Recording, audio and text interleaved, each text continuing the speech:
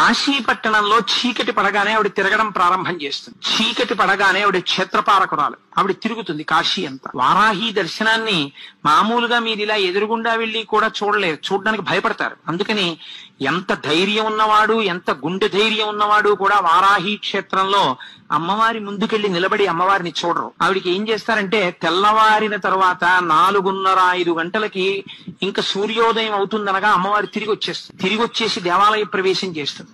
అర్చకులు కూడా ఒక్క 10 నిమిషాలు 20 నిమిషాలు లోపలుండి గబగబా అమ్మవారికి పూజ చేసేసి తలుపులు వేసేస్తారు.